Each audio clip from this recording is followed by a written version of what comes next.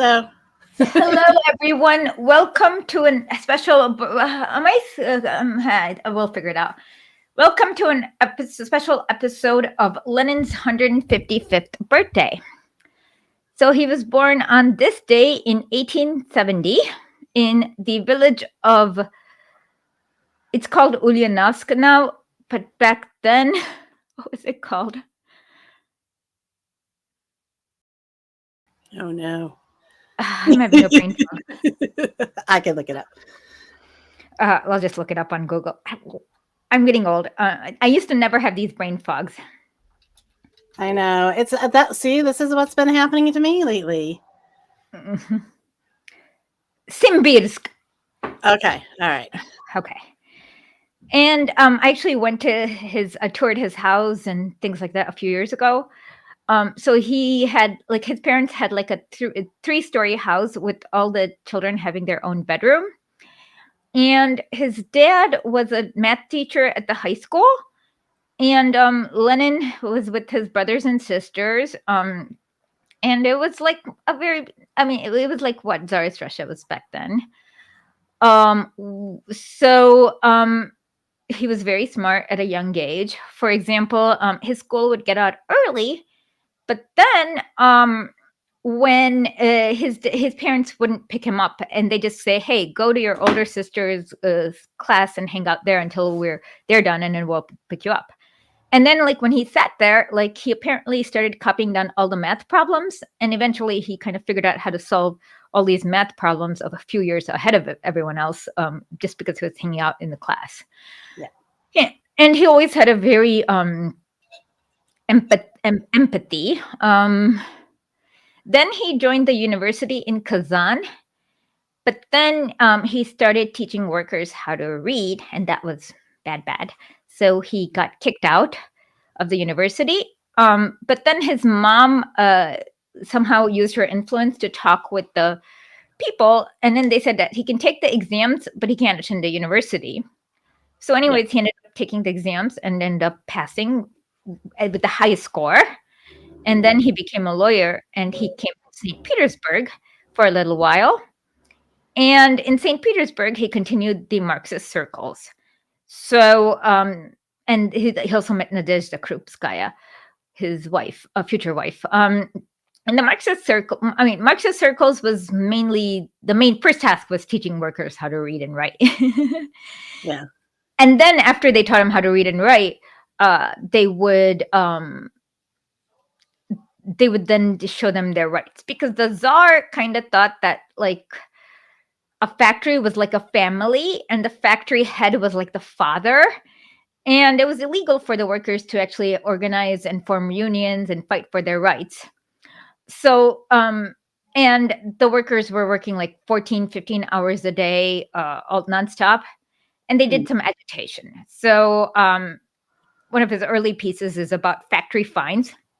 Back in the olden days, let's say you were sewing, and then the machine just kind of, I don't know, got your finger and you bled all over the shirt you were sewing. The workers would cut their wages to pay for that shirt that was caused by the defective machine made by the factory makers, and that's completely unfair. Yeah, it's even unfair when they'll do that to wait staff if they break a glass or something. They still do that to MFers. Wait staff need a union. So yeah. Well, they're service workers of America. Yeah. But yeah, so he talked about that, and then he helped organize Marxist study circles, but then that got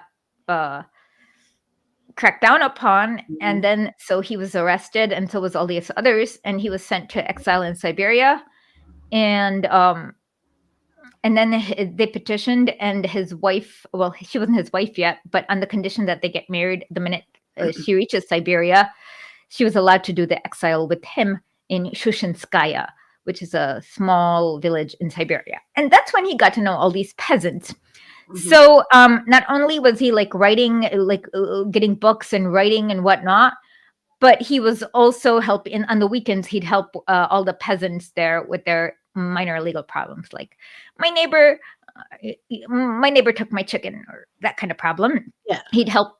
And in fact, he got so good at advocating for the peasants that when the court saw that he was their advocate, they just like would like, they didn't want to deal with the headache. They just like let and then in exile, that's where he worked on development of capitalism in Russia. Then he came back and he continued to do organization work. Yeah. So they would like go to he'd tour different cities, and then they'd like teach workers how to form unions, and then set up local committees to help them teach them how to read, and so on. And this got the attention of the Tsar. So he was kicked out of Russia and forced into exile. And so he went to Munich, Germany. And this is where he kind of got the idea for what is to be done. Because what would happen is that, like, whenever the workers formed like these unions, the Tsars would let them develop for a little while, and then like they'd crack down all of them. And his idea of having like feeder organizations and a central committee was to make it, and then they'd lose. So once the one older generation got arrested, everyone would have to start new, and there was no progress being made. So this was a way, the way he set up the party was a way to stop, like immunize the workers from the massive crackdowns, because like if they had different cells and no one knew exactly where the central organization was, it didn't matter if like one cell got cracked down because the Tsar wouldn't know more. I mean, that makes sense. Go ahead. I said that makes sense. Something people should keep in mind today. Yeah, definitely. And then, well, so then they had their first meeting of these Russian Social Democrat Labor Party. First, they tried to have it in Brussels, but then they got too cocky with the secrecy, and so they were kicked out. And then they had to have it in London. And they had that, and then they formed. So the idea was to figure out a way to overthrow the Tsar and have a Marxist revolution. Yeah. Yeah. And then they had the second meeting, but in the second meeting, there was they kind of planned a lot of strikes, and because there were so many strikes, and it was during the Russo-Japanese War, the Tsar eventually caved and kind of made up a fake constitutional Duma. But this is where they got the idea of having an armed insurrection of the workers. And they talked about the need for it. Let me just like pull up that piece a little bit. Yeah. So we're into, when was that first Duma? 1905. 1905. Okay. Yeah. So under the tactical platform on the Unity Congress of the RSDLP, Lenin first talks about the armed uprising. Let me send this to you via WeChat, and then so you can send it to them. The whole history of the present democratic revolution in Russia shows us that, on the whole, the movement is steadily rising towards ever more. Oh, well, obviously, when the strikes happened, first in 1905, I forgot. Workers went with a really polite letter saying, "Dear Father, our Tsar, we like you, but this is what's going on in factories. Things are going hard, and we don't have any money, and we work like slaves, and we don't have any food, and our children work in factories and whatnot." And then the Tsar just went psh, psh, psh, psh, psh, and mowed them all down. And that's what started the 1905 strikes, because that was a reaction. So it's like, okay, these workers were very polite, and they were just like talking about their concerns, and he just like shoots all of them. So it was called Bloody Sunday in January of 1905. And so then there's a lot of Bloody Sundays. There's one in Ireland. And usually it's like basically the same story. Yeah. And so that's when they realized that a lot of the workers realized, okay, the Tsar's doesn't really care and never is going to give us what we want. So we have to get rid of him. And so, yeah, this is where they came up with the armed uprising idea. Because the way the troops mowed them down, like the workers were helpless. Okay, so let me read it. Okay, The political strike in October, which swept away the Bulgarian Duma, compelled the autocratic government to proclaim the principle of political liberty and revealed the gigantic strength of the proletariat and its ability to take unanimous action on a countrywide scale, in spite of all the deficiencies of its class organization. With the further growth of the movement, the peaceful general strike proved inadequate, while partial recourse to its failed its aim and disorganized the forces of the proletariat. The entire revolutionary movement led with the elemental force to the armed uprising in December, when not only the proletariat, but the new forces of the urban poor and the peasantry took up arms to defend the liberties gained by the people from the encroachments of the reactionary government. The December uprisings gave rise to new barricade tactics. So that the idea is that if there are like these crazy people, like mercenaries who are shooting at you, they'd like put up like barricade walls behind the factories, and then they'd like, if they had the weapons, they'd kind of shoot them back like through the barricades.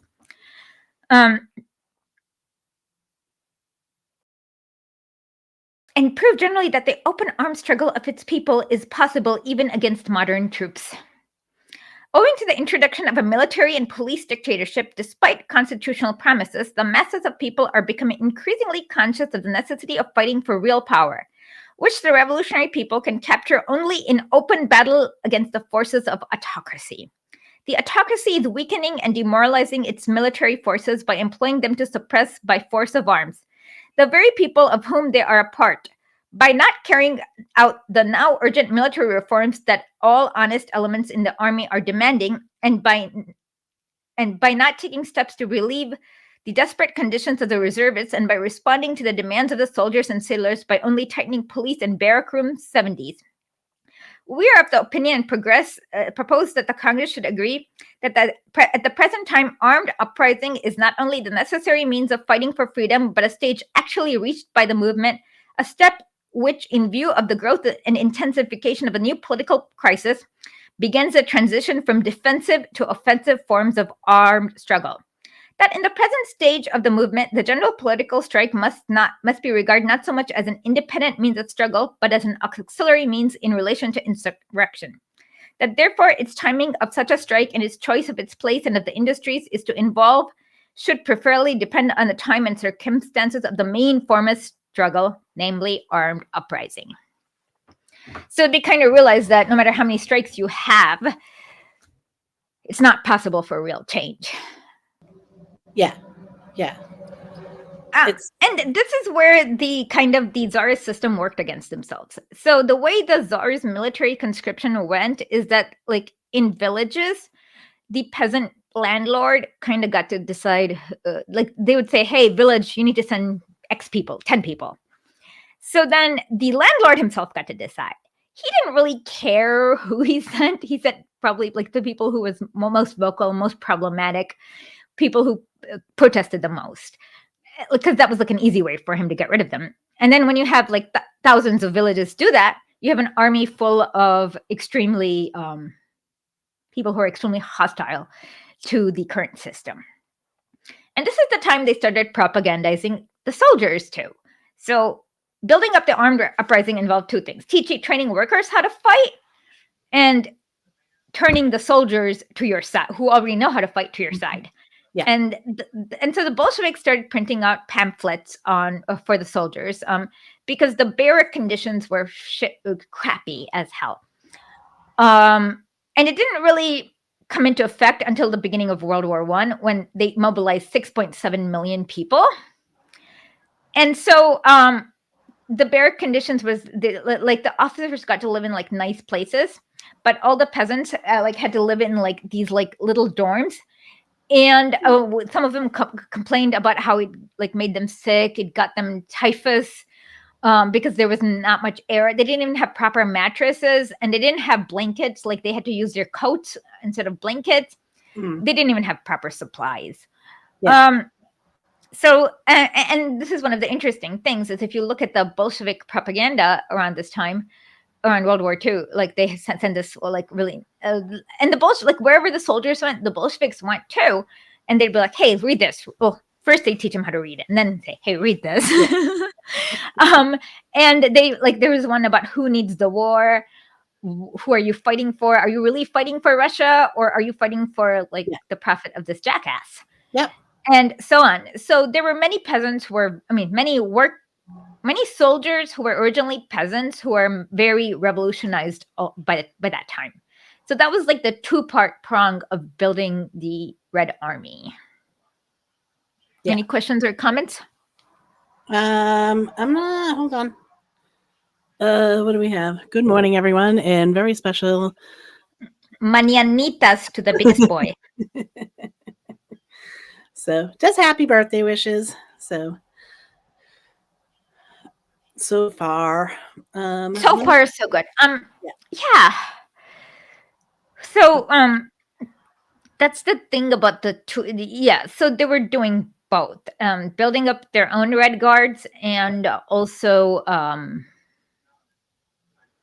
converting the ones who were already trained in the army and knew how to fight to their side. yeah, because you had mentioned before that like the army was basically a punishment, like you being sent to the army is a punishment. So, yeah, you're not fighting for something. You're being forced to fight for Exactly. which, The officers were all privileged fail sons. And they were cruel. Like they would like beat lower ranked officers for minor offenses and things like that. So there's a lot of resentments between the. There was even a revolutionary, like in around like 1915. There was even a revolutionary song about something like, "We will take him to the woods. We will take him to the woods, and then we will go behind him and stick a revolver to their captains, and then shoot him in the head." that's lovely. Yeah. I mean, that's what they're supposed to do. Yep.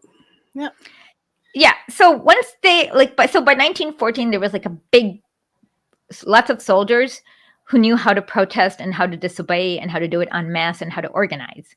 Yeah. So then when they like put them in the trenches, they're like, "F you, no, we're not fighting."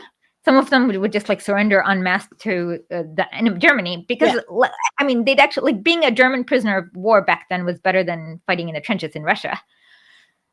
Yeah, because at least you got 2 meals a day. Yeah, I mean, yeah, and it wasn't. And you were safe. It wasn't concentration camp time yet, so. Yeah, and you weren't safe. You were safe, like you're not getting shot at constantly. Yeah. And you weren't sitting in the trenches getting like all these like infections like typhus and cholera and whatever else you get when you stick a lot of people into small trenches. Yeah. Yep. So this problem of like, and then there was like problems of mass mutiny too. So when the officers were like charged, they're like, no, we won't. And that's kind of when they realized, like a lot of these soldiers realized, hey, we are 100, they are 1. They can't really make us do things we don't want to do. Yeah. That's what the people got to realize, you know. Yeah. But yeah. So I mean, the officers, when you read their diaries, they call these people like vermin, like insect, like insects, like all these things, because they wanted like this obedient peasant who'd be like, yes sir, I will shoot, die for whatever. And these were not what they got. And this is a lot to do with Lenin. And around like 1915 he came up with the slogan of turning the imperialist war into a civil war. Mm-hmm. Yeah. That meant like instead of shooting at other proletariats of other nations, you turn your gun around and shoot at your officer. Yeah. Yeah. Yep. So I mean, everyone should. I mean, that's what they should do to all wars, in my opinion. Yeah, I mean, there's a few bourgeois wars going on right now that would, you know, but you know the talk, I like. So say the factions in the United States is just funny because like as a communist in the United States right now, we're like, yeah, let them fight. I mean, what can you do? Like in the United States, it's hard to. Yeah. There's not enough people uncomfortable enough to question the propaganda and the status quo. Yeah. So, but in third world countries, there are. Yes, that's the difference. So, like, in here inside the imperial core, it's not, a case of that, but definitely could happen. Many other countries could do this. Yeah, exactly. Mhm. So yeah, it always happens in the place where the chain link is weakest, according to Lenin. Hmm. Okay. Yeah. Makes sense. Yeah. And so let me just go through some of the slogans of different parties during that time. Okay, so this is the first one. Okay, the Bolshevik slogan was really easy: peace, bread, and mir, хлеб. Oh, peace, bread, and land. That sounds nice and appealing, right? Who doesn't want Yes. peace? Bread Okay, and land. okay. Okay, one of the czarist slogans was "To the trenches for the freedom of Russia." That sounds. I don't Yeah. want that freedom. Go to the Another one. trenches. The trenches don't even sound nice. I want peace and bread and land. Oh, the funniest one is our death for the czar. Nah. To our deaths No. for the czar, for the defense of the czardom. I know. Like, I'm not going to die for this inbred fail son. And he's a fail son because the czar's own father was like, haha. He was like, Nikki should. Somebody said Nicholas should take control over some over the This was 2 years before he became czar. Should take control of the transportation, and then his dad laughed, and he's like, "Ah, Nikki's too incompetent for that." Yeah. Yep. Yeah. So total fail son, acknowledged by dad as a fail son. Yeah. Yeah. So what were you going to go through? Oh, I was going to go through the soldiers. Okay. So then, and how it was like Lenin's brilliant idea. So then, what happened is that World War I was horrible, and there was a lot of injured people coming back to St. Petersburg, and like all the armies were kind of stuck in St. Petersburg, and this is where the Bolsheviks got to propagandize them, and then even before the February Revolution, they formed the first Bolshevik committee of workers and soldiers and peasants. So now there was a big portion of these soldiers who were already pro-Bolshevik. And so then there was the 1917 strike at the ammunition factory in St. Petersburg. And so the Tsar was like, okay, let's get rid of them. Let's send them. Let's send our soldiers to shoot them. And guess what happened? Majority of the soldiers were like, nope, we're not shooting. And some even turned their guns on their officers. But many did die because not all soldiers were on board, but too many were on board. And then the Tsar realized he was losing control. And that's when he abdicated by trying to give the kingdom to his cousin Michael. And then, but then that didn't last. And then they got this committee of people who were already in the Duma, like Guchkov, Milyukov, Kerensky, and all these like doofuses. And so then they formed this provisional government. And this is when Lenin was able to return. Well, he wasn't legally able to return to Russia, but he returned to Russia from Germany. But it was like he left first. No, he was in Switzerland. He left Switzerland.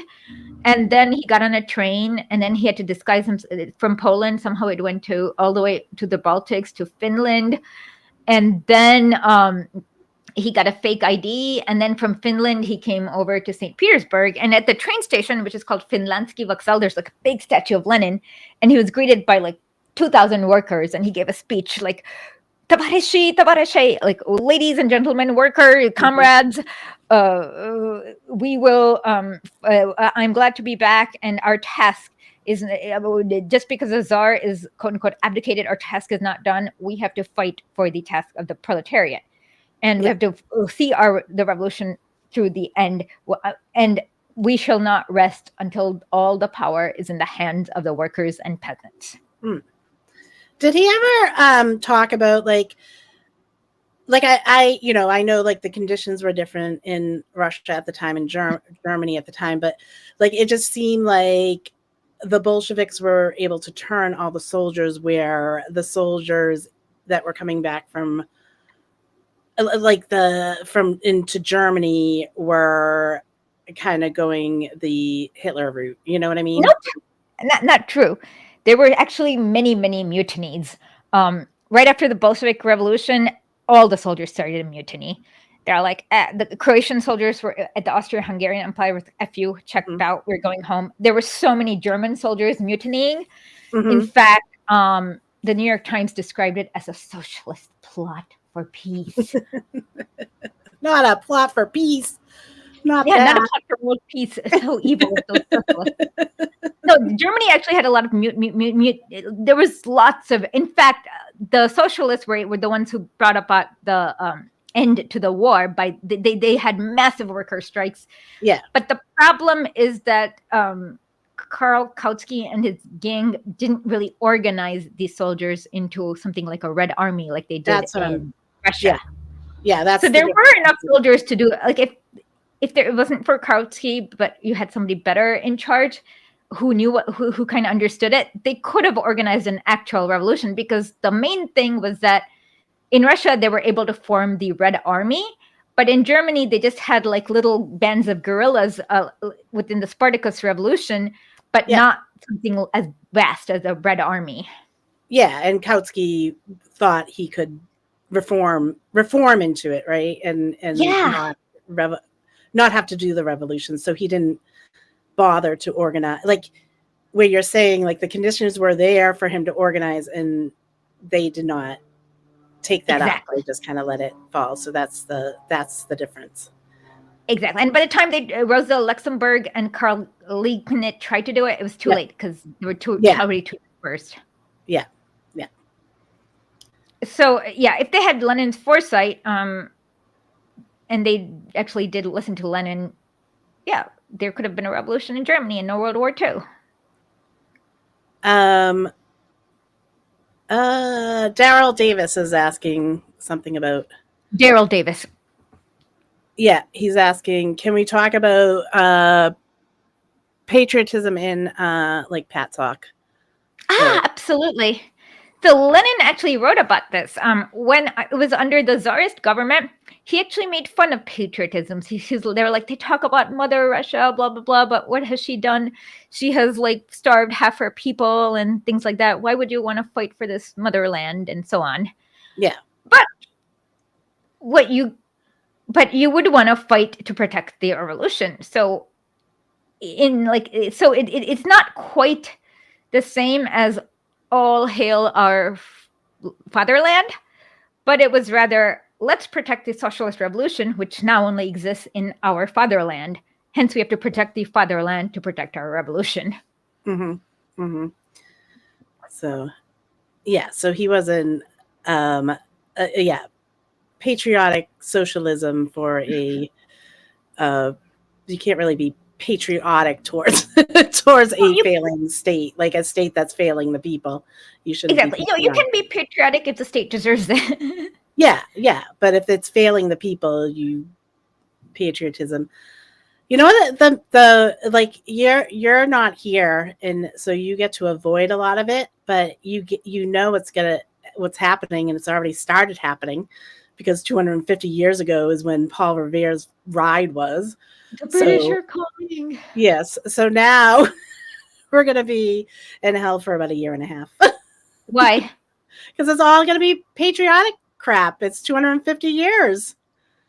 Oh, 250. That's when Paul Revere was like 2026. Well, no, because he wrote in 1775 in April. I think it was April 18th. I don't know. I'm from Massachusetts. I should know the date, but it's something like that. They celebrated it over the weekend. Okay. Yeah. That's a really interesting thing, because when you look at the U.S. Revolution, okay, so let's look at two examples: Simón Bolívar's revolution versus the U.S. Revolution.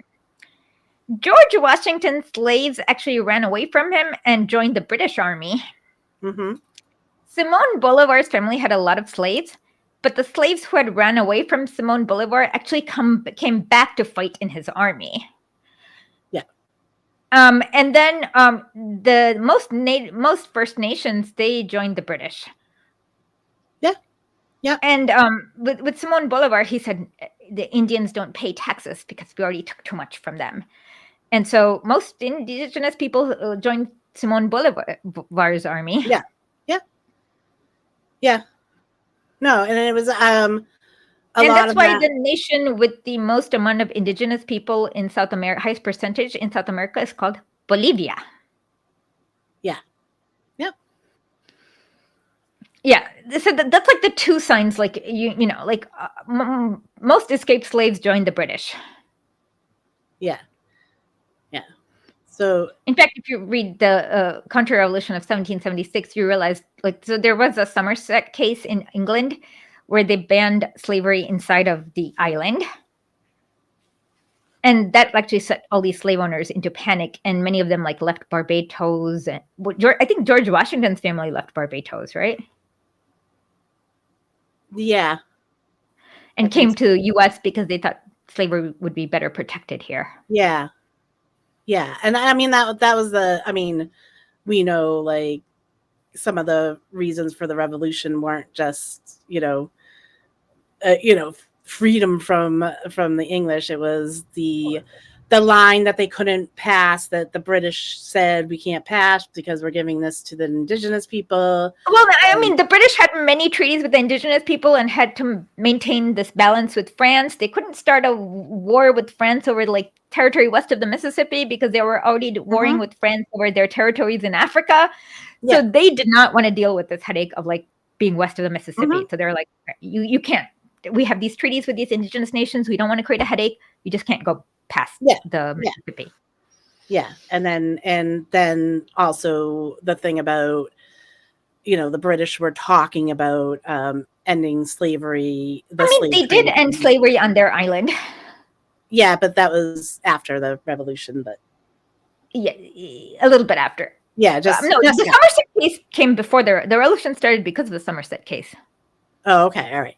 But I mean, I think the Somerset case happened, and then wasn't there a time period? It was kind of like that's what they did in the Constitution when they wrote the Constitution here in 1787. They said by 1808 we weren't going to do slave trade anymore. I think that's what happened with the British banned the trans. But it was like this banned the transatlantic slave trade, and the British had the biggest after the Ottoman Empire. The British had the biggest navy, so they could totally blockade everyone from crossing the Atlantic. Yeah. But that's because they didn't want to spread themselves too thin because they were having too many colonies. Yeah. Yeah. My favorite ad is for East Indian Sugar Company because the biggest thing you see is not made by slaves, unlike West Indian Sugar Company. No, but East Indian Sugar, of course, was made by slaves. It's just they were protesting too much. You've seen that, right? Protesters, huh? No, it was made by indentured servants. I mean, it was made by mostly almost slaves. Oh, yeah. Pretty close to slaves, but yeah. But they had that was bigger than their brand label. Yeah, I mean, so yeah, that's very depressing. Here it's going to be the 80th anniversary of Victory Day, so it's actually pretty cool. I just learned about this really cool Soviet chef. I forgot his name. My brain. It's really cool.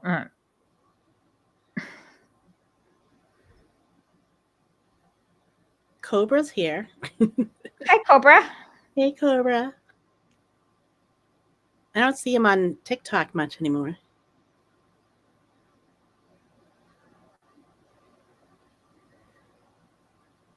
The UK. Ivan Pavlovich Sereda.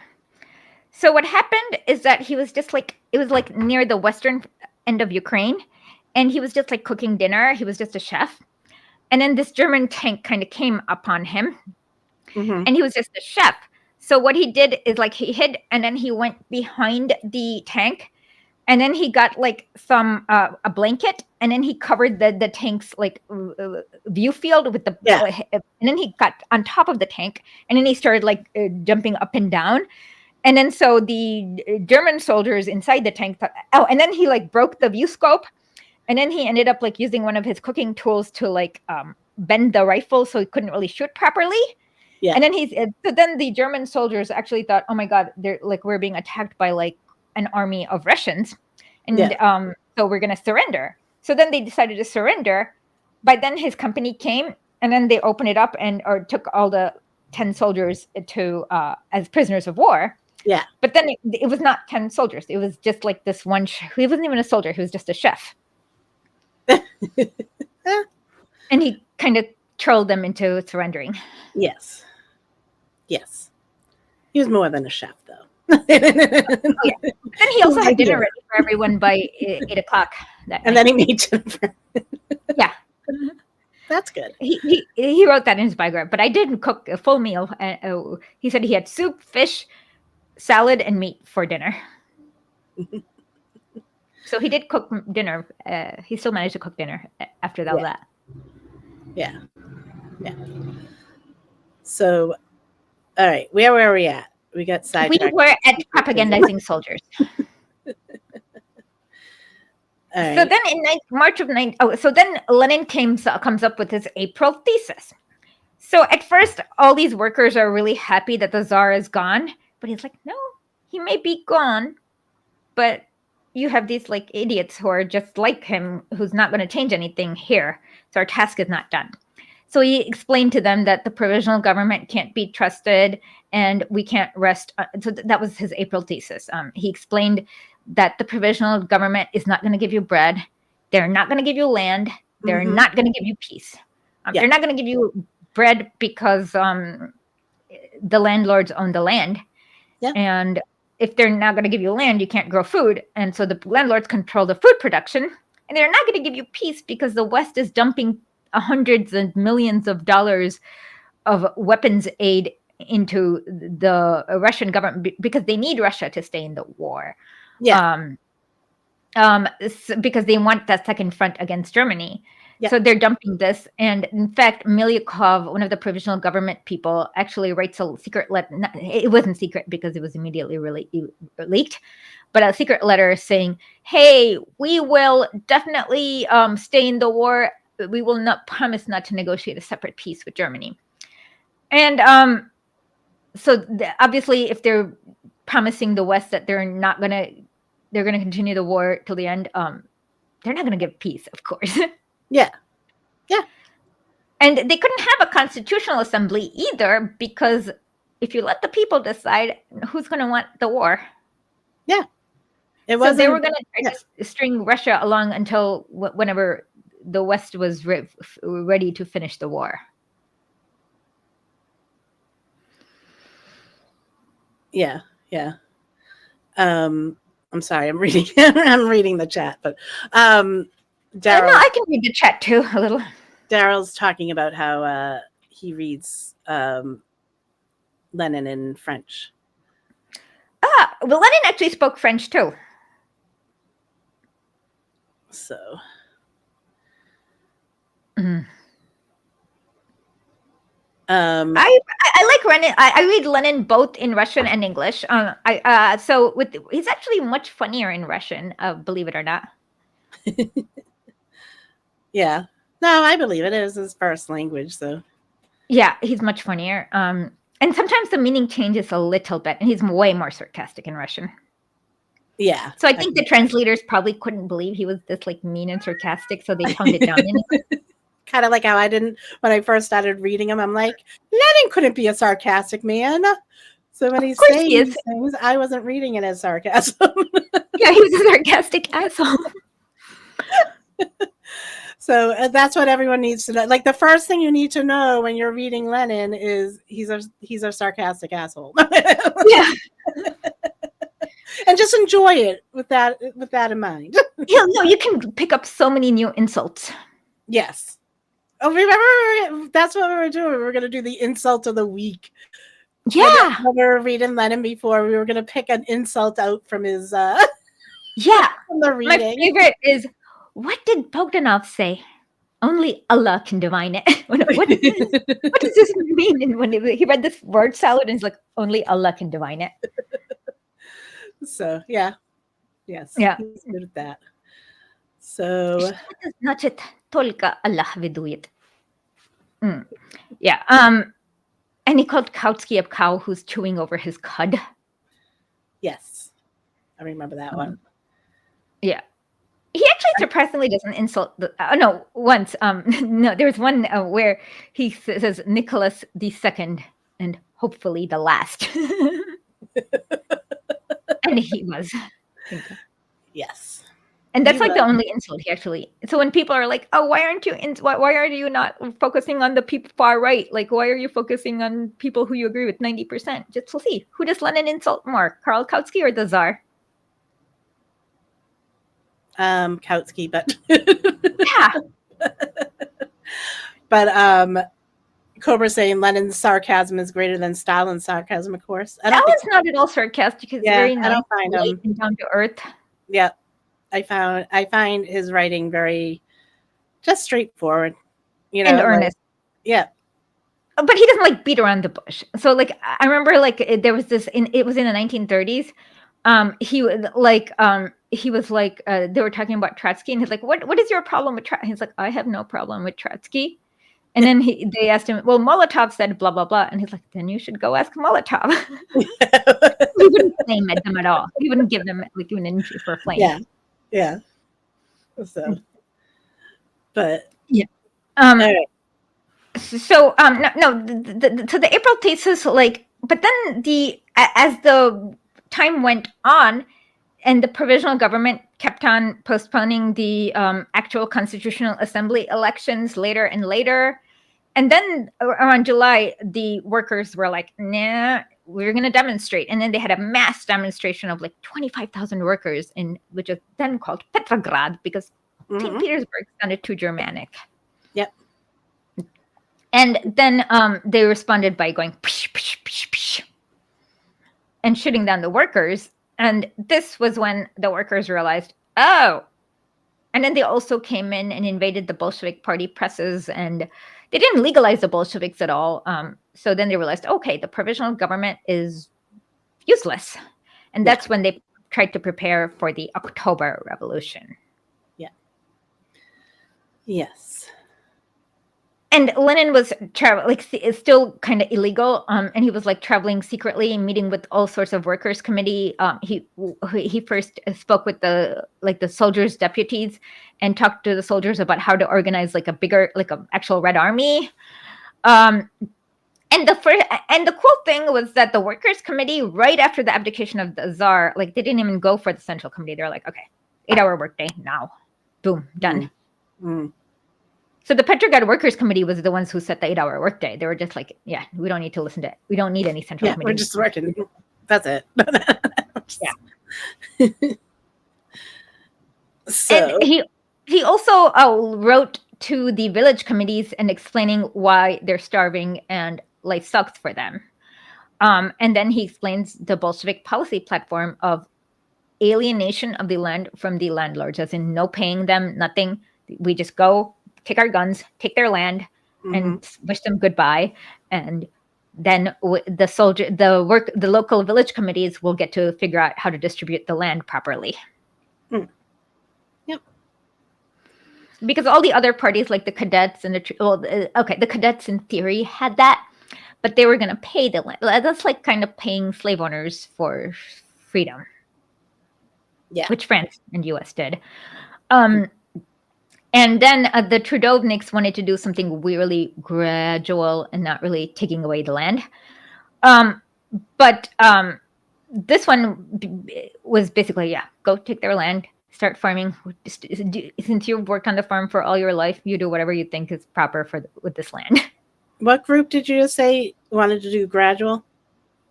Trudovnik, Kerensky's party. Oh, okay. All right. Cadets are constitutional Democrats. They're kind of liberals, but then they turn full czarist. Okay. Then there's the Octobrists and the monarchists, which they were like, okay, we should shoot every peasant who has, like, they were just crazy. They're not even worth talking about. Yeah. Um, and so then the food crisis got worse because the provisional government did not know how to manage the railways. They didn't know how to manage the distribution systems. So the food crisis got worse, like around August. And on top of this, the West decided that Kerensky's kind of a wuss, and they needed to have a strong military dictator in Russia. So the British tried this hack with the Cornelia plot, which failed miserably.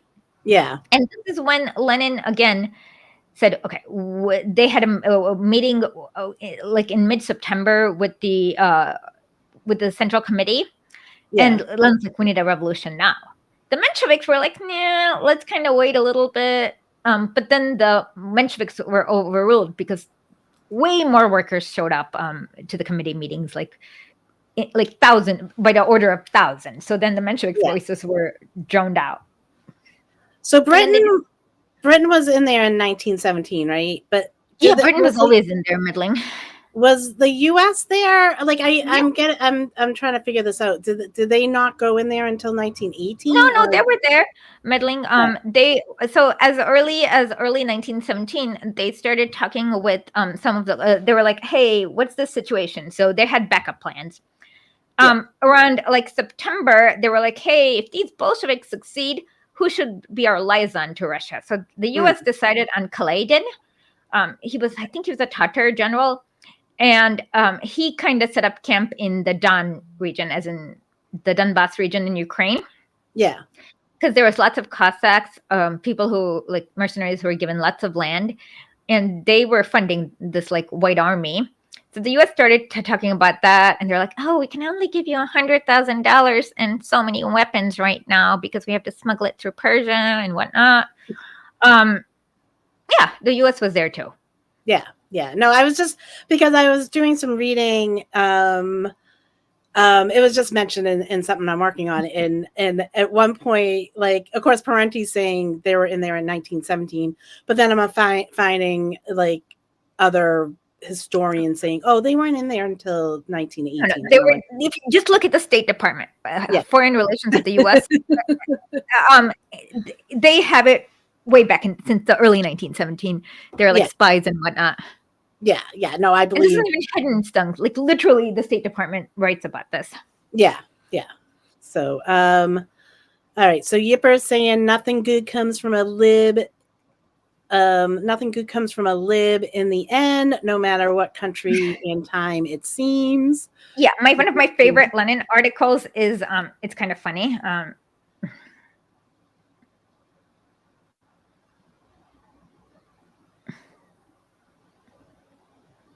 And then I'll ask your question, Daryl, in a minute. Old problems and the senile decay of liberalism. So liberals, he explains, they're like two. Okay, so they won't they'll give lip service saying, "Hey, we need to have a constitutional system," but then when the rightists are like strong and say no, they're just like, okay, we'll just follow what the when people say. Yeah. Lenin thinks. All right. So Daryl is asking, it seems like the American socialism or patriotic socialism crowd is working to get anti-communists to like them. Is that a good strategy? No.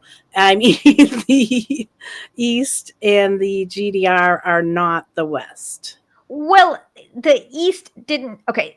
The East Germany got anti-communists to like them by improving their lives, like making sure peasants had enough fodder for their cows so they could milk their cows, so that workers had living wages and children were going to school. So East Germany, you can get anti-communists who like you by improving their life and saying, hey, yeah, we're going to go with those people.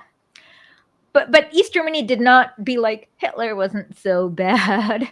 There were some good ideas of we should be paid. Like, that's not how they did it. So it's okay to get the anti-communists to like you by being really good at your job and improving their quality of life. Yeah, but you can't also tail into their beliefs either. No, Like, I Lenin was mean, really against that. He's like, you yeah, don't like he was talking about if like a worker was not as revolutionary, you don't like go down to them. You make them raise it, revolutionary and yeah, bring them up to your level.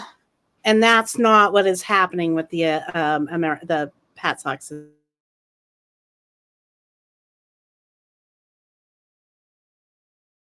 Down to the level of the American worker that has no class consciousness is what they want to do. Exactly.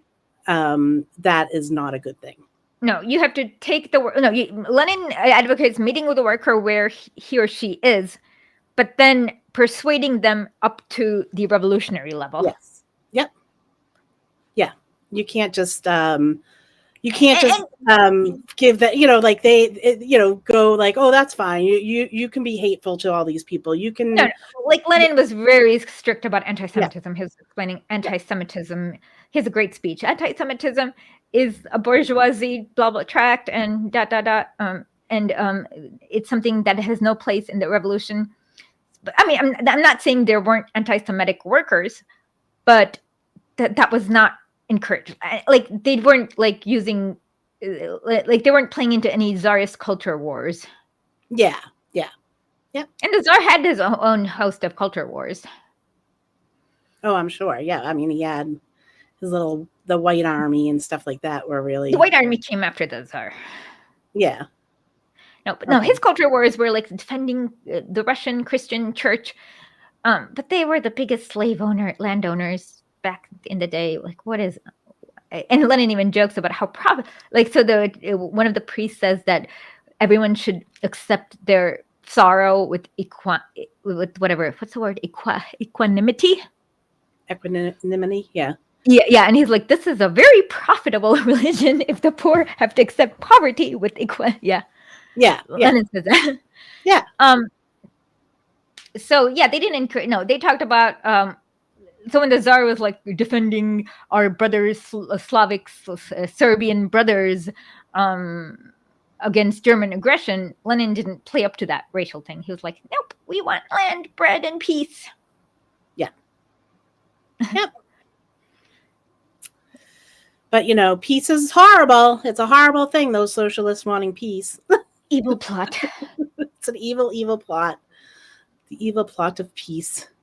And so that like because they wanted Russia to stay so badly in World War I, that's when like the US started to talk to the white armies and started funding them up. And immediately Winston Churchill Winston Churchill was like, we need to strangle Bolsheviks. I can't do the British accent, but I can do I'm gonna have to practice my voices, but we need to strangle. No, I'm not getting British accent. No. Damn it. I'll get it later. Postnikov has what now 6 different voices? No. Yeah. I will do it, but he talks about strangling Bolshevism at its cradle.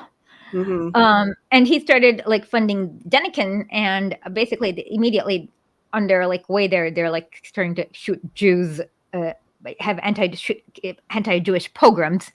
Yeah. And then they're worried about, and then you read these think piece articles from later Westerners talking about why did the Jews support the Bolsheviks? Because they weren't shooting at them. Yeah. Yeah. That goes a long way in support. Yeah.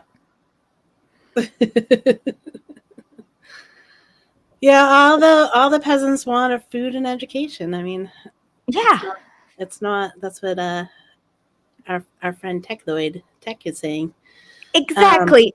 The unwoke peasants wanted food and education. They just didn't believe that the Bolsheviks could deliver. But once they started seeing, oh, bread, yeah, they became woke peasants then.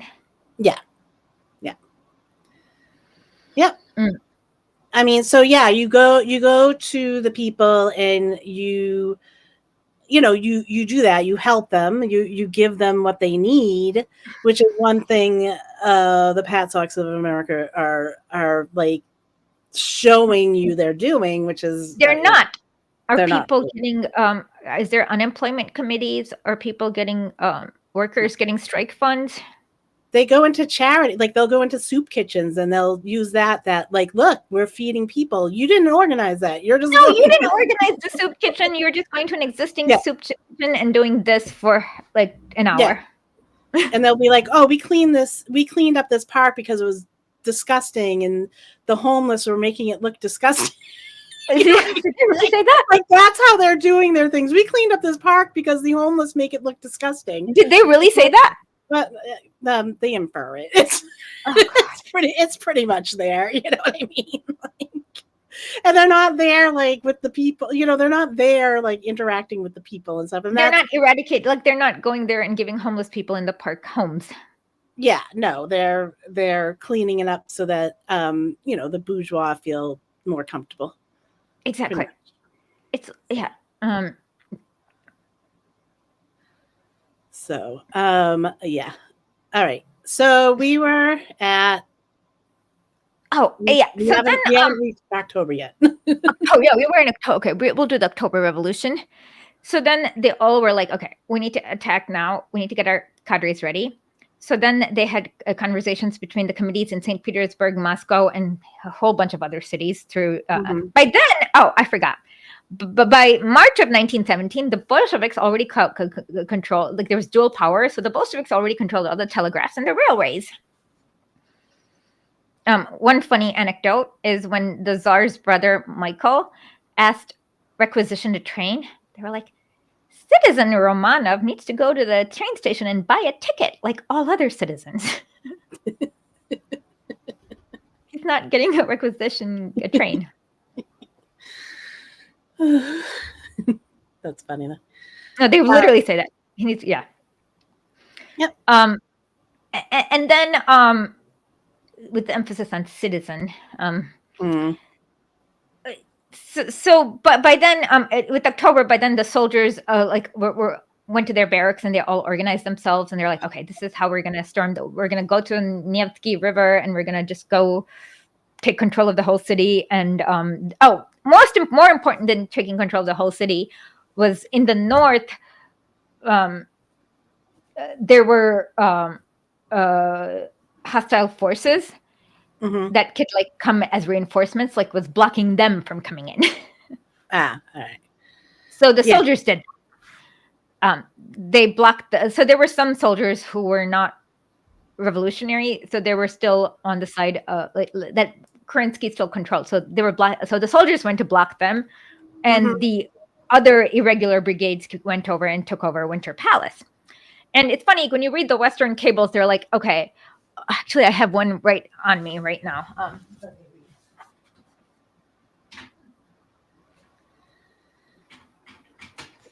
Can you talk for a second while I find it? Yeah, I'll read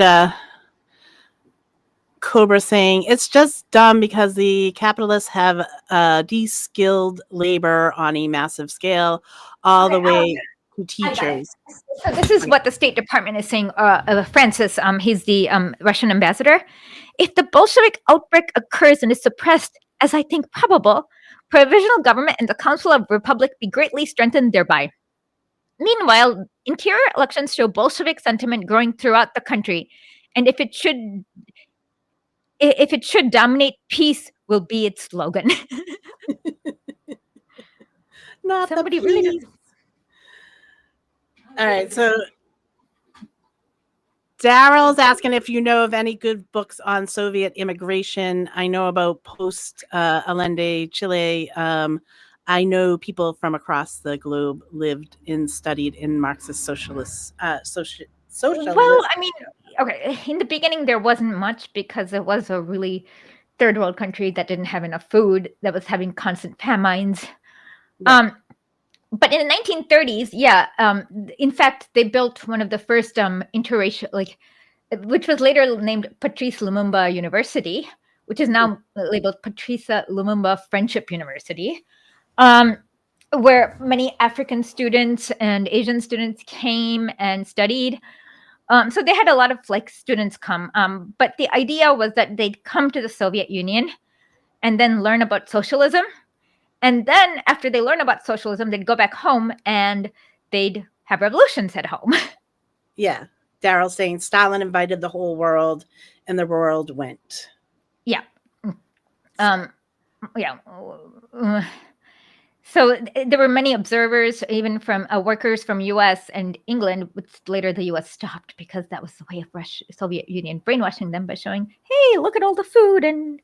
Oh my God, I was talking to a UK ANCAP on TikTok, and they're sitting there. They were claiming like our education system. They're teaching in this one school socialism, and I'm like, what? Like, is it a In the public school? UK? Yeah. They're teaching. They're using the play, which is called Inspector Calls or something like that, and it's just like it comes from like 1905. It was a Russian guy wrote it or something like that. No, it wasn't a Russian guy. I'm sorry.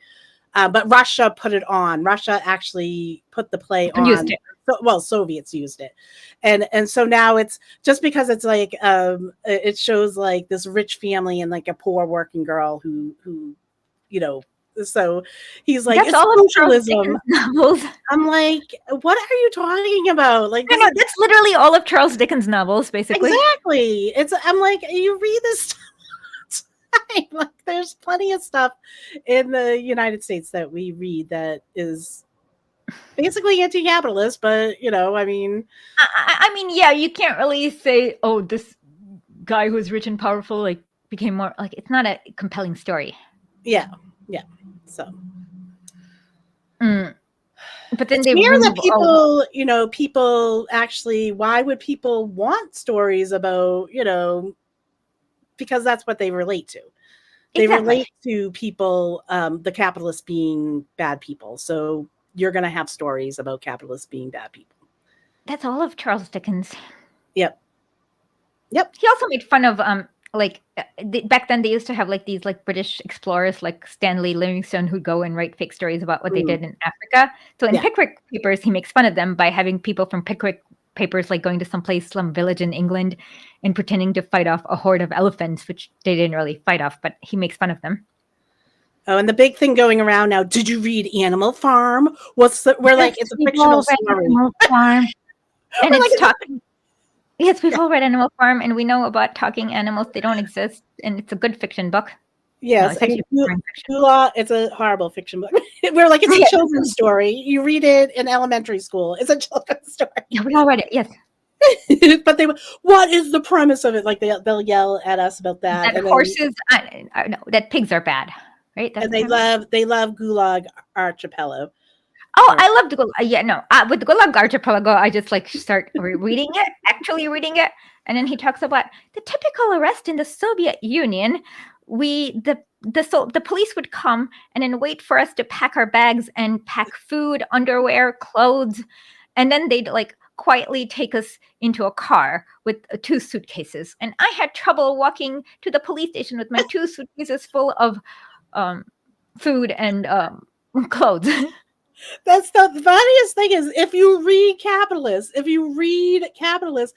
or you talk to them, they actually make the case against capitalism themselves. That's exactly what they do. Okay, is that a typical arrest in the U.S.? Huh? Is that a typical arrest in the U.S.? No, not at all. They're now just shoving you in black vans and taking you off now in the U.S. That's more typical than anything. Yeah, he's such a snowflake that he like the archipelago doesn't even sound that bad.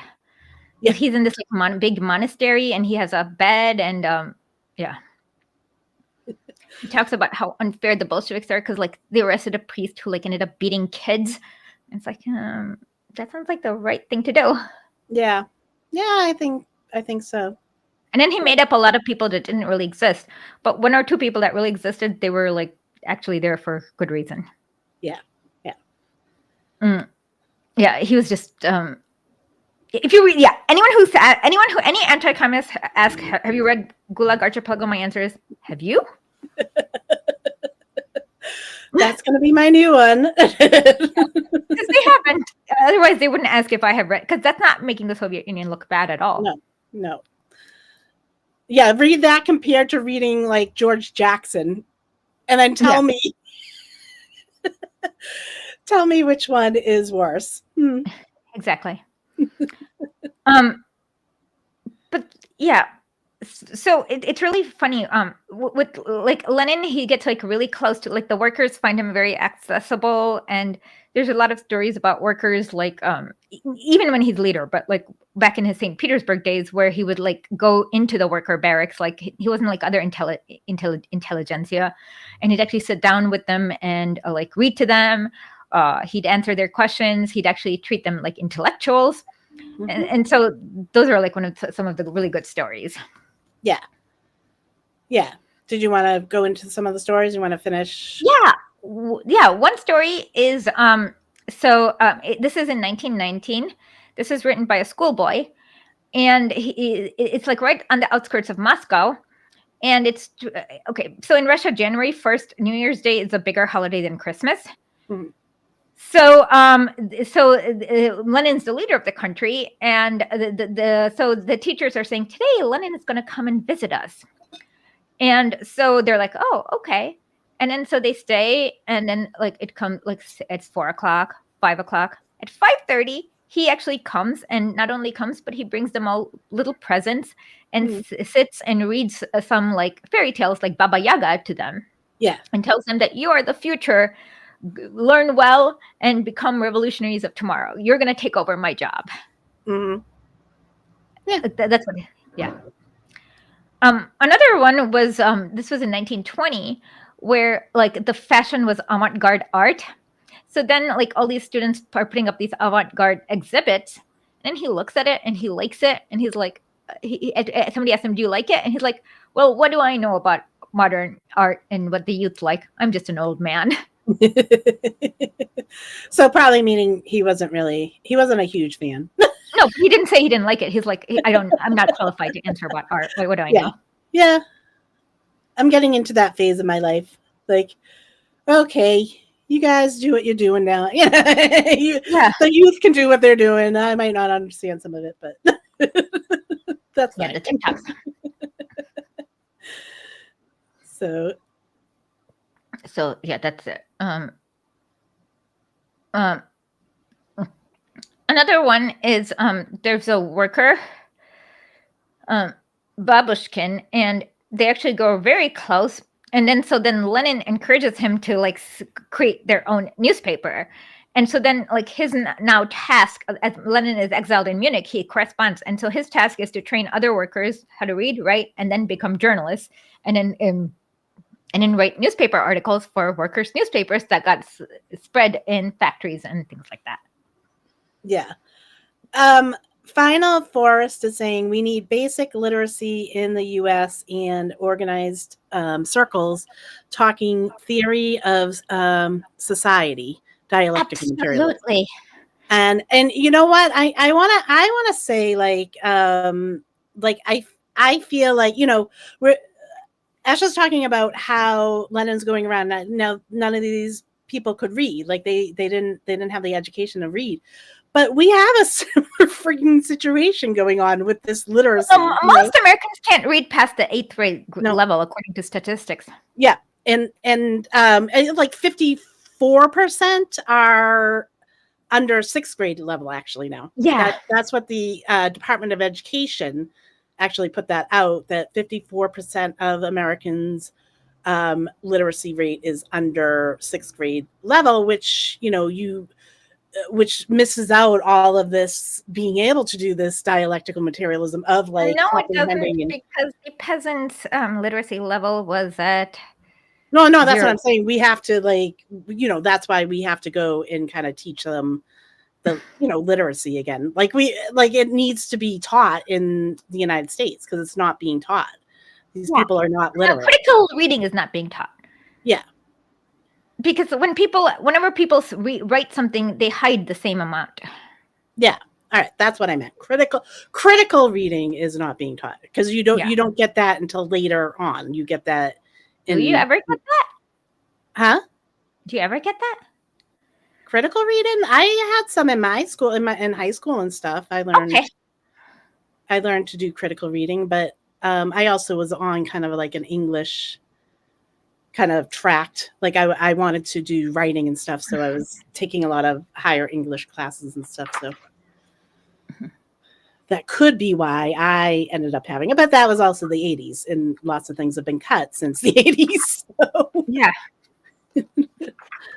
So yeah, I just think that like it is just not like people aren't getting it because they can get to a point where they're like they see the bad thing, but they can't understand what made that bad thing.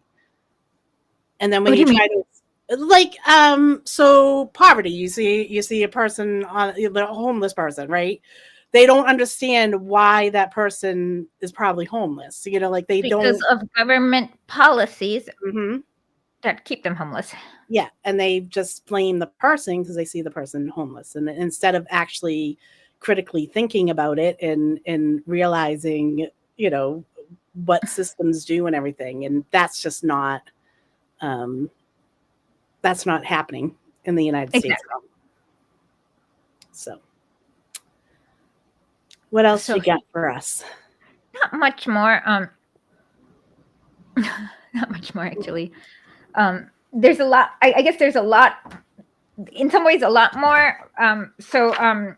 Oh yeah. So like, there's a lot of things from telegraph workers where like Lenin would write to them and ask them, "Hey, what's going on? What would make your life better?" Railroad workers and so on. So there's a lot of back and forth where Lenin's really in touch with like each worker, like each kind of worker, and he's getting direct feedback when he's making Hmm. Soviet policy. Yeah, and that was important work too. Him going around and talking to people because then he was understanding he was not going in telling them how to fix things. He was going in trying to figure out how like what needs to be fixed. Like that's what Exactly. he's doing. And That's instead of like what like I always the Appalachian stuff where people went in there and they're like it's white saviors and they're like, oh, you have to do this and this, and the people are like, none of that's going to help us, like no, and they're most not of it listening to them. came from like the telegraph workers. Like we have trouble with so blah blah blah, and then after then that's when they came out with decrees for them. Yeah, yeah. So Mm. yeah. Yeah, and in fact, even in the middle of the Civil War, they were building like schools. Lenin. One of my favorite parts is this letter with Lunacharsky, where Lenin's like, "Oh, this monastery guy is complaining," and he's like, "Okay, tell him that if he has two choices, either he can we will open it up for a home for homeless children, and he can be the caretaker, or he's out on the street." And so, Yeah. of course, he agreed to be. They converted the monastery. Some monasteries were converted to hospitals. Some for like home for homeless children. Like they weren't allowed to be useless. Yeah, yeah. Techloid Tech is saying proletarian past industrialization in capitalist nations seem to be too invested in status quo. And I've been thinking on the individualism thing, and Yeah. really we don't have individualism. We have status No. quo. We have everyone is conformed into this thing, and they believe that, oh, we have individualism. We don't. We don't. We're more conformed under capitalism than we would be under communism. Exactly. So, Yeah. all right. Toxic. Final Force is saying spicy take, but I do think people developed a critical worldview in the U.S., but they develop an idealist worldview, a whole prism that first has to be criticized, then undone, and then replaced He also has a part two. by the dialectical practice. Agreed. There's so many idealisms in the U.S. They don't understand. Look at the world as it really exists, then see what needs to happen. And yes, it's an idealistic prism where people are just mentally masturbating on things like Yeah, we and need I to have feel like sky houses or whatever. yeah, I feel like like when you guys all know I came from anarchism, or like just not having anything, like not having the access to when I was younger and the understanding of communism and anarchism in that way, because anarchists don't really, I mean, they have theory, but it's not Mhm. Like it just it's either some of it comes off of the communist theory and stuff like that. But like they don't have the answers for these things. So when you talk to anarchists and even Ian You'd be Katz, surprised at how often when you speak to anarchists, they accidentally invent the Soviet Union. yeah, they'll do like they want to claim Rojava, right? They want to Okay, claim. Rojava has right to property in their constitution. Right to And they have property. councils and they have like so it's like And they that's have not child anarchists. kidnapped child soldiers. Yeah, yeah. So I mean, it's like you like, and a lot of times they're like, well, we'd have councils, and we're like, yeah, that's what like. But then why do they kidnap child soldiers? Yeah, well, I mean, we know that Rojava's not. we're not worried about that, but I mean, like they want to claim things that are not even what they claim. Like they want no Zapatistas is hierarchy. another one. And in fact, the development rate among Zapatista areas is actually worse than in actual Mexico. Yeah. The poverty rate in so the Zapatistas is not really successful. I mean, and then they kind of disbanded themselves last year because they were like a but yeah, the one thing is that there wasn't as much drug smuggling going on. That's the one thing they did stop in those areas, but the poverty rate was actually worse than all of Mexico. Yeah. So Pine Top says, how can you be an individual when you have no self-autonomy? And then Final Chorus says, I respect human instinct, which I will attribute to anarchists, but formal education is an evolution in our consciousness that has to be grappled and harnessed for the good of everyone. And then there's Yeah, part. exactly. But yeah, I mean, I'm not like the anarchist. I feel like I mean like not the ANCAPs, but the Yeah. anarchists have I feel like they have the heart. Like they're not Some do. like A lot of them don't understand the world enough to undersee past. Like that's why they support every color revolution. yeah They just don't understand the world enough. yeah yeah no and that's what I felt like. I felt like once, and I'm gonna tell you this. Like I've talked about this, but like when I started really, it was really with you that I started getting into, 4 years ago, getting into more like focusing on communist theory. And along with that, I was reading some of the anarchist stuff because, I was just trying to like pull everyone together because I thought that I was going to solve it. I was going to make everyone get along, but no, I wasn't going to do that. But like, as I started getting into it, as I started moving towards like being like, okay, all right, like the communism makes more sense. Like I understood the state stuff. I never really questioned the state stuff. And how was I ever an anarchist if I didn't question the state? Because I understood like, I mean, you need to question the state, but then look at what the state is doing and who is creating the state and who the state works yeah, for. yeah. No, I mean like the state under a communist. Like I never questioned that. I didn't question that because I understood it.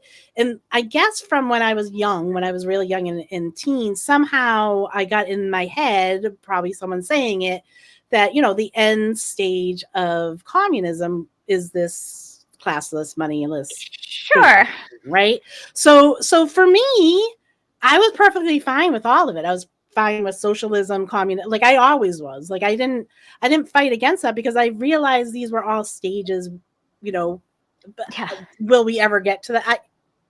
I don't know. With like I somebody don't even as care. learned, even learned as Chomsky, like he doesn't seem to understand counter-revolutionary forces, um, and all sorts of things that prevent you from having your idealized socialist state. Yeah, yeah, Parenti understands that. yes, yeah. No, Parenti, like so now I'm like doing the Parenti stuff. I'm getting more into it. Like I see where he had a little bit of Trotsky, a Yeah, Trotsky yeah, taste, but I mean that's who we had in America. That's who we had for communists. So that's who we had to turn to when he exactly. was learning communism, you know? But even like Trotsky's parties are better than no parties. Like Trotsky's parties will at least teach people how to do a proper strike. Yeah. Yeah. Yeah. So,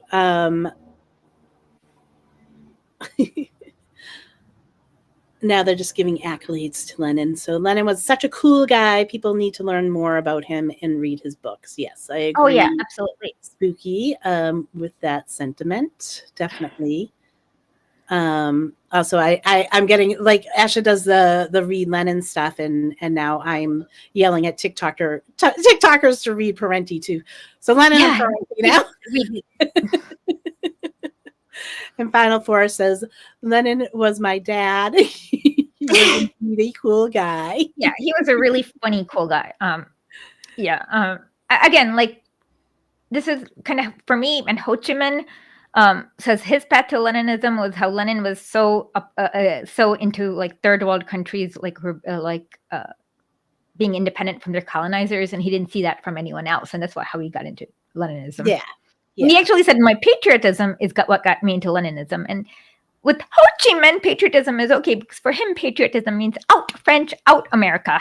Yes. Yeah. So that's the big difference is you're in a colonized place or, you know, a third world country, and you definitely patriotism for that is like they'll always like bring up Cuba, like this and It that, was you a know, U.S.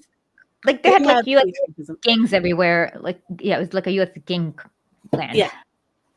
So, but And sugar. sorry, I had a Yeah, I mean, like I said, patriotism in Cuba is okay too because for them it's out U.S. Let us have our own food sovereignty, so on. Mm-hmm. I am Final Forest, just so you know. I'm going to promote myself here, Esha. Are you? I have a little channel I just started a couple of weeks ago. It's called Parenti Stuff on here on YouTube. I also have it on Spotify. And Nice. I started doing a read and discuss through Democracy for a Few, the 9th edition. So tonight I will record on TikTok. I do it TikTok live. So I will record it tonight, and then it goes up like Saturday, and then I do one on Thursday. So Tuesdays and Thursday nights I do them, and then I put them out. I just put one out. I just put chapter 5 out yesterday, I think. So cool. Okay. Yeah. Do we have anything? So happy 155th birthday to Lenin. Yes. Yes, for sure. And he's still looking good, people. Yeah. Esha can vow for that. He still looks good. Oh yeah, his tone. He looks like he's sleeping, but I don't know what embalming fluid they put in him. Like yeah. I don't know. He's gonna stay with us forever. Yeah, that's actually the point. Like they put like some sort of like lots of weird chemicals in. They probably lacquered him. No, I don't think they lacquered him. Like they put some sort of embalming fluid, like skin. They must have to. I would say that they'd have to like keep doing something. Every 10 years they do that. Oh, okay, all right. The regular schedule. Yes. Thomas Sankara is underrated. You know what? I have not. Absolutely. So there's a lot of Thomas Sankara speaks. He talks about neocolonialism.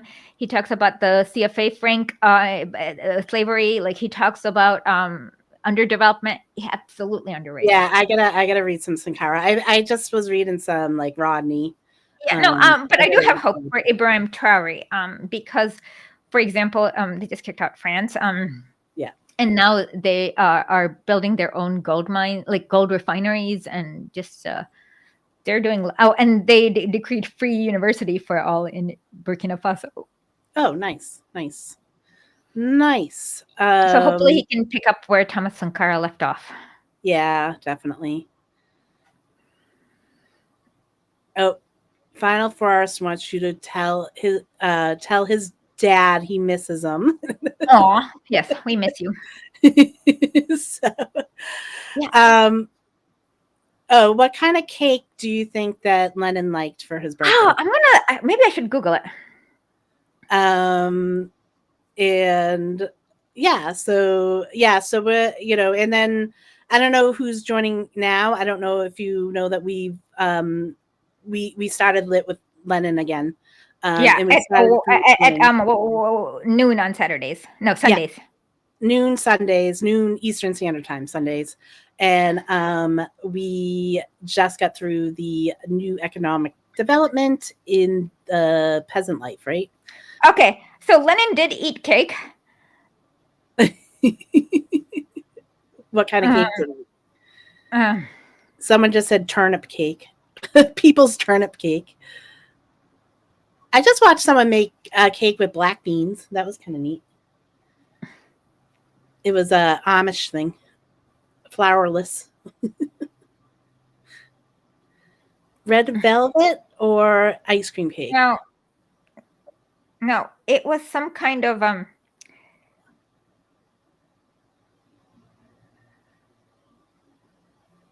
Okay, it was not actually cake. It was more like a Danish. Okay. Okay. So he ate pastry. Yeah. He'd have a birthday pastry. So everyone go out and have a pastry for. It looks like they called it cake, but it didn't have frosting on it. It looked more like a Danish. Oh, okay. Yeah. Well, I mean, we call it, fried dough funnel cake. So Yeah. So, And I mean, in the Kremlin, Lenin lived in this like 1-bedroom apartment in the Kremlin with him and his cat and his wife. So they all moved. Like, it's funny how austere. And Lenin had always insisted on being paid 2 rubles less than the lowest paid worker. In fact, somebody tried to give him a bonus, and he got really mad and like returned it to him. And said, I have to be paid 2 rubles less than the lowest paid worker. I like that guy. He seems like a cool guy. Yeah. And he also like he said like in meetings like he banned alcohol, but hot tea was fine. Yes. Yeah. Smokers were not okay. No, he didn't. He didn't like. He would banish them all to the chimney. He was also against alcohol. Like, he personally didn't drink. Yeah. Stalin only drank when he had to give speeches. There's one speech where he's like pouring brandy and drinking before he gives, like, while he's giving the speech. I think Stalin hated giving speeches is the problem. Oh yeah, he's like always like, didn't I teach you guys? Like, I really thought when I taught you guys after the literacy program, I thought I could just stop giving speeches. Like, I don't have to do this anymore. That would be me. Yeah. I'd like not want to do the speeches. I'd be like, have you guys heard this all before? Yeah. No, Stalin was really bad at, like, he would read, he would like not make eye contact. He was really bad at public speaking. Yeah. And he had a kind of like a high-pitched nasal voice too. Poor Stalin. No, yeah, he really like public speaking. Yeah. Yeah. Well, I mean, most of these people probably had some sort of ADHD too. Only Lenin had ADHD because like he's working like right after the Bolsheviks take power, he's worrying about the fonts they use to print out their flyers. Like, it's like, yeah. No, he actually really asks about the font. Like, there's a letter he sends, like, what font are you guys using? Yeah, and there's also a letter where he sends to this guy saying, hey, you in this village that doesn't even have a name, please return the pharmacist's bicycle that you took from him. Yes, the bicycle story. Yeah. No, and then he's like worried about the librarians. Like, what hours are the librarians in the small town working? Like, he sends a letter about that too. Yes, all the important stuff. But he has trouble delegating. But I know when you're in exile, you don't have anyone to delegate, so he had trouble delegating. Yeah. Well, I mean, you can't really feel people out, like, if they're doing the right thing or not. Like, if you're not around them, you know what I mean? Like, you really have to. What font are you using? But it's hard to give up control, I admit. Yeah. So yeah, no, Lenin wasn't a control freak. He just didn't know how to delegate. Yeah. No. I'm not really a control freak. I do the same thing. Yeah. Lenin is the standard for nerds. Yep. He's a nerd. Oh yeah. I'm good with that. So yeah, he has a library card for his London library, and he had a fake pseudonym called Jacob Richter. What do they keep the records? And they know what he took out? That'd be Yeah, funny. yeah, true. Yeah, If you go to the London Museum, you can see. that's funny. Yeah. Um, It's very funny. It's so funny too. Like when they like somewhere like London, like having this display of like the books he took out, and probably all the books are like really kind of like about people and stuff like that. Like if you read the book, and they're probably like, "Oh, Lenin, like coming with a fake name, taking yeah. books out." No, his books were like basically things stupid people, like stupid economists wrote in England that he wanted to troll later. Yeah, yeah, I see that. All right. Do you have anything else you want to share with Nope. us today? All right. Nope. So All right. happy birthday, Lenin, and see you guys next year for the next year's show. Next year's show. Bye. Or see you Sunday See for you Lit. Sunday for Lit with Lenin, but birthday show is for next year. Okay. Bye, everyone. Bye bye.